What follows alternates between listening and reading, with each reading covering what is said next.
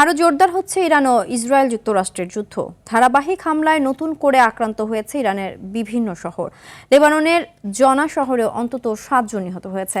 Israel ছাড়াও মধ্যপ্রাচ্য জুড়ে আক্রমণ চালাচ্ছে ইরান। আরব আমিরাতে ড্রোনের ধ্বংসাবশেষ পড়ে এক বাংলাদেশি নিহত হয়েছে। এদিকে ইরানের বিরুদ্ধে যুদ্ধে অংশ না নেয়ার প্রতিশ্রুতি দিয়েছে যুক্তরাজ্য। অন্যদিকে ন্যাটো থেকে যুক্তরাষ্ট্রকে বের করে আনার ইঙ্গিত দিয়েছেন মার্কিন প্রেসিডেন্ট ট্রাম্প। বিস্তারিত জানাচ্ছেন আব্দুল মালেক। মধ্যপ্রাচ্য সংঘাতের মধ্যে গত এক মাসে একাধিকবার যুদ্ধবন্ধের আশ্বাস দিয়েও বাস্তবে পিছু হটেনি যুক্তরাষ্ট্র। বুধবার যুক্তরাষ্ট্র ইসরায়েলের ধারাবাহিক হামলায় দক্ষিণ ইরানের বুশেহর প্রদেশের একটি আবহাওয়া কেন্দ্র এবং কেরমান সিরজান সহ কয়েকটি শহর ব্যাপক আক্রান্ত হয়েছে। শুধু ইরানি নয়, লেবাননেও চলছে ব্যাপক সংঘাত। এরই মধ্যে হিজবুল্লাহর একটি কমান্ডারকে হত্যা করার দাবি করেছে ইসরায়েলি সেনাবাহিনী। বৈরুতের দক্ষিণে জানা শহরেও আরও 7 জন নিহত হয়েছে।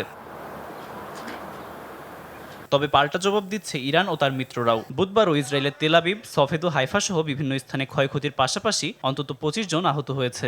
আইআরজিসি জানিয়েছে ইরান ও তার মিত্ররা নতুন করে 100টির বেশি ক্ষেপণাস্ত্র ও 200-র অধিক রকেট নিক্ষেপ করেছে।